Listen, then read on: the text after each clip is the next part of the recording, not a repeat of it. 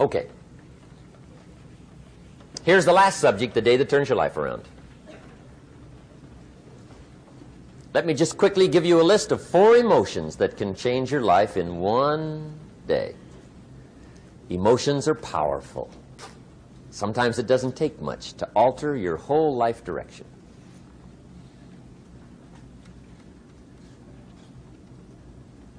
Okay, here they are. Number 1, disgust. Powerful emotion. Disgust says, I have had it. See, that could be the day. The day you can say, I've had it. And whether you've had it with something small or something major, the day you can say, I've had it, may not be the day it ends, but the day it begins. That's what I said when that little Girl Scout left my door when I'm 25. I give her the big lie, she leaves, I say, I don't want to live like this anymore. I've had it with lying and being broke. Powerful day. The man's finally had it with mediocrity. He's had it with being a loser. He's finally had it with those awful sick feelings inside, knowing his wife is at the grocery store looking at 2 cans of beans, one marked 37 cents, one marked 39 cents. And the guy sick inside knows his wife's going to buy the 37-cent can, and she doesn't even like the brand. Do you know why she's going to buy the 37-cent can? To save 2 cents. The guy sick inside finally says, I've had it. Being on my knees in the dust looking for pennies, we're not living like this anymore.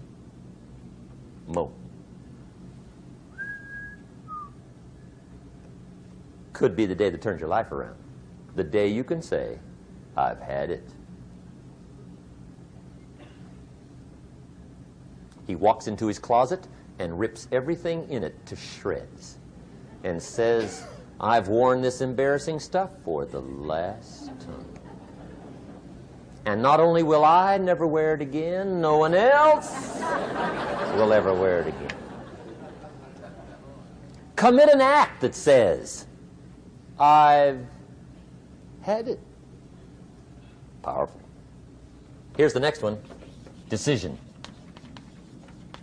And decision-making is powerful, and it's emotional. That's those knots in the pit of your stomach, right? Waking up in the middle of the night in a cold sweat, trying to decide. We sometimes call it inner civil war. What shall I do? Well, for progress, you must decide. The best advice I can give you came from a wealthy friend of mine who said, if it's easy, do it easy. If it's hard, do it hard. Just get it done.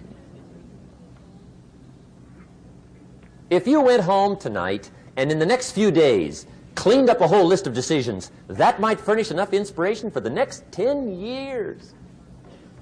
I found this out many times after you've decided. Getting on with it is easier than deciding. Sometimes decision is the toughest part. Here's the next emotion, desire, wanting to bad enough. And I don't know how to tell you to want to. That's something you've got to come up with. There's 2 things I know about desire. Number 1, it comes from inside, not outside. You don't send off for it.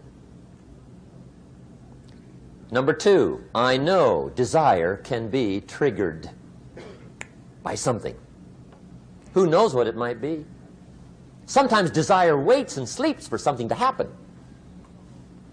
Maybe it's a book, maybe it's a song, maybe it's a sermon, maybe it's a lecture, a seminar, maybe it's the conversation of a friend, a happening, an event.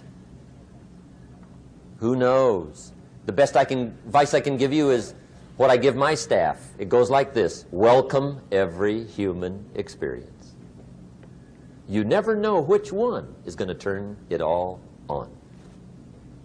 Even the bad experiences. Sometimes from the bitterest experience comes the greatest awakening.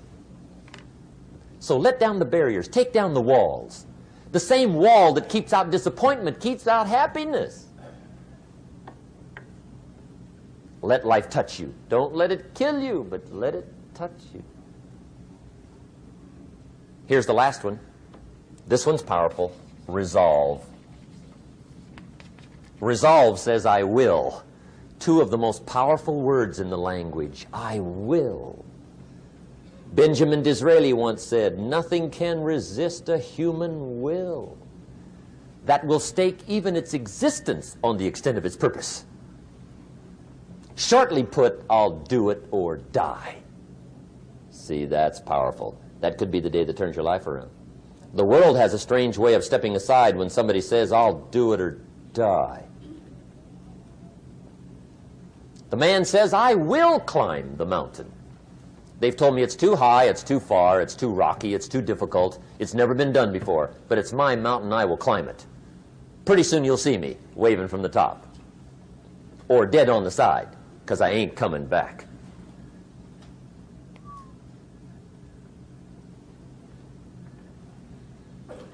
The best definition I ever got from the word resolve came from a little junior high girl in Foster City, California, up north. I'm talking to the junior high kids one day. I love to ask kids definitions. They come up with beauties. I got to the word resolve and I asked, who can tell me what resolve means? And I got several hands, and they were all pretty good, but the last one was the best.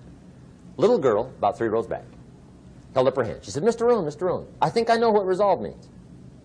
I said, darling, what do you think it means? She said, I think it means promising yourself you will never give up. I said, that's it. Webster, stand aside. That is the definition. Promise yourself you will never give up. I asked the kids, how long should a baby try to learn how to walk?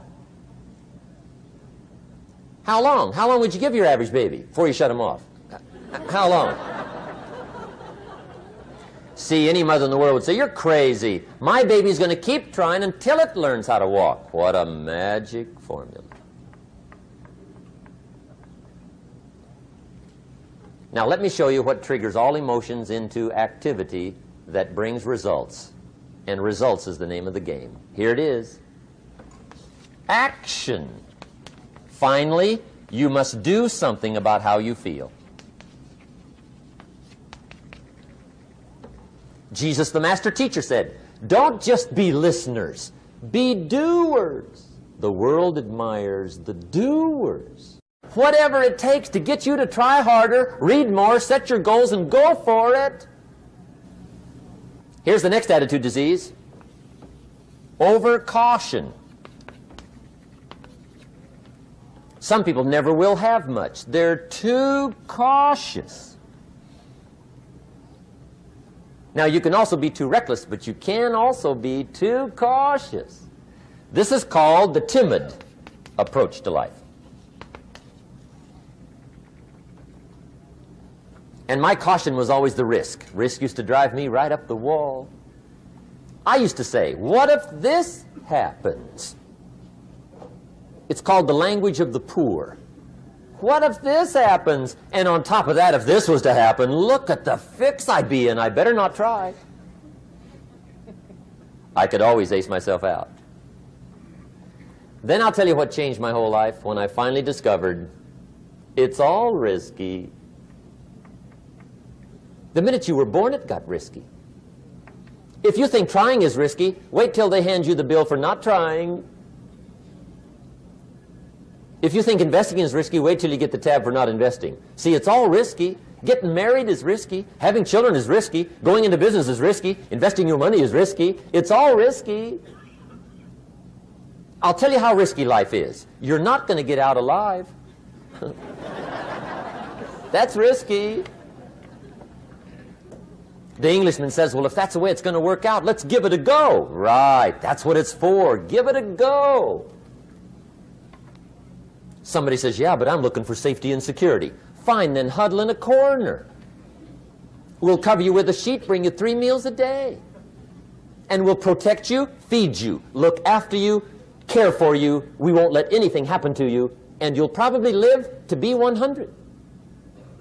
The guy said, well, yeah, I'd live to be 100. But what a way to live. Right. What a way to live, safe and secure. Don't ask for security. Ask for adventure. Better to live 30 years full of adventure than 100 years safe in the corner.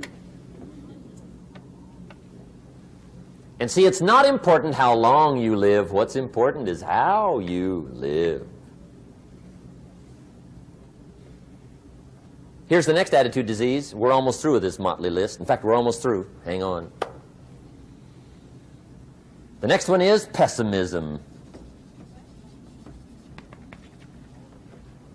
Pessimism, the deadly disease of always looking on the bad side, the problem side, the difficult side, checking all the reasons why it can't be done.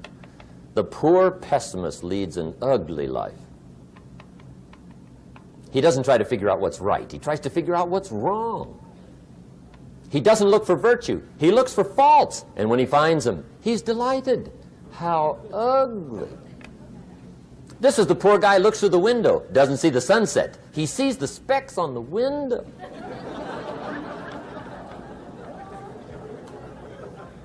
And this is the poor guy, right, who rushes up, takes such leave of his senses. This guy rushes up and he says, I've got 5 good reasons why it won't work. He's so dumb he doesn't know all he needs 1. He's got 5.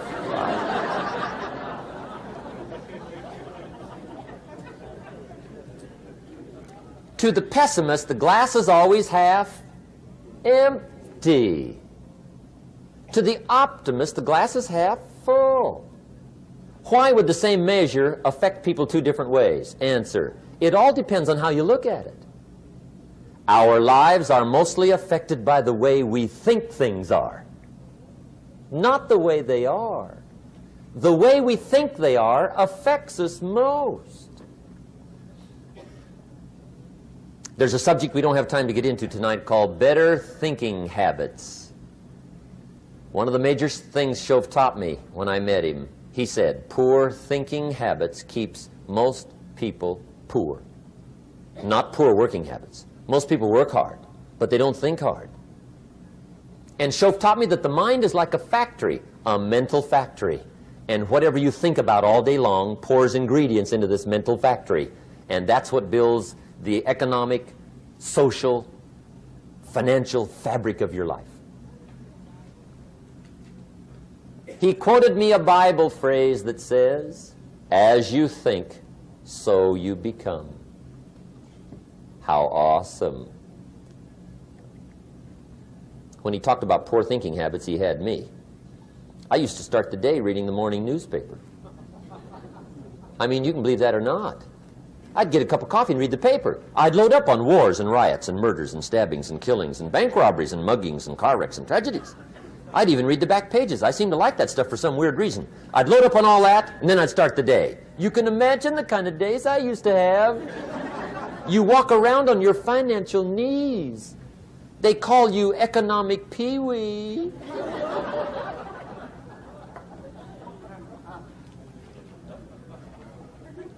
The guy says, I want to be a great leader. Wonderful. The first thing we do is follow him to his house. When we get there, we walk in and check his library, number 1. Somebody says, well, why check his library?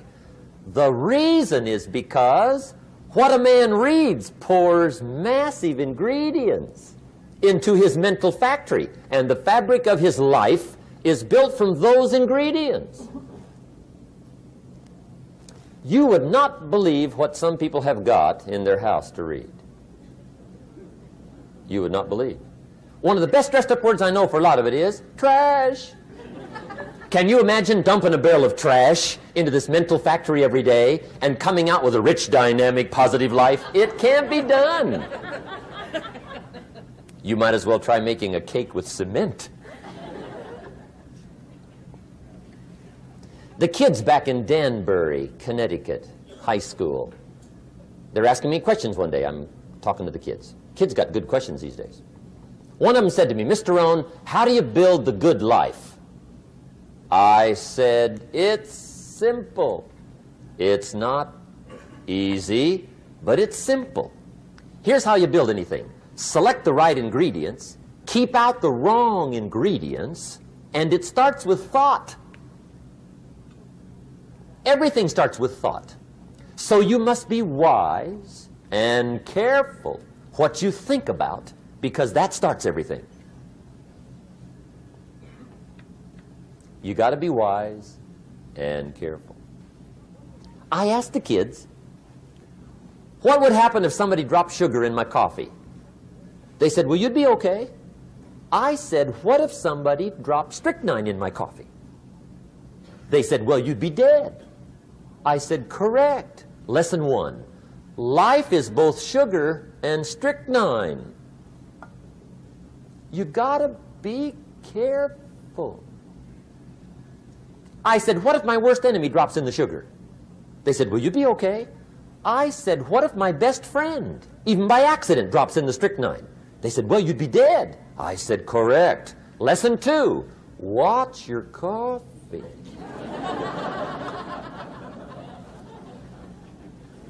You got to be careful. See, it doesn't matter who hands you the bad stuff. It doesn't matter where you get the bad stuff. It'll still do its damage on your bank account, wherever you get it. Mr. Schoaf gave me one of the greatest phrases when I first met him, when he said, Jim, every day stand guard at the door of your mind. How important. Stand guard at the door of your mind. And you decide what goes into your mental factory. Don't let anybody just dump anything they want to in your mental factory, because you've got to live with the results. Okay, here's the last disease, and we're through with this list. In fact, we're almost through. Hang on. The last subject is very brief. The last disease, but this one is deadly. Engage in this one, indulge in it even slightly, and you might as well forget the future, because it's going to forget you. Complaining, crying, whining, griping, a Bible word called murmuring. See, that'll ace your future. Spend 5 minutes complaining, and you have wasted 5. And you may have begun what's known as economic cancer of the bone. Surely they will soon haul you off into a financial desert and there let you choke on the dust of your own regret. I hope I said that well, so you won't forget. It's a deadly disease. If you don't think it's bad, ask the children of Israel of Old Testament fame. Typical of us all, their story just happened to get in the book. Story says, children of Israel were slaves. God performed a series of dazzling miracles and got them out. And now they're heading for the promised land. Remember the story? Heading for the promised land. Tragedy of the story, they never got there. Reason. From day one, they started to complain. They griped about the water. They griped about the weather. They whined and cried and griped about the food. They griped about the leadership. They whined and cried because it was too far, too cold, too hot, too difficult, too miserable. I mean, they whined and cried for years. Finally, God said, I've had it, trip canceled. Or something like that. The story says they died in the desert, never got to the promised land. Which I think means two things. Indulge in this long enough, you get your future canceled. And I guess it also means even God himself can only take so much.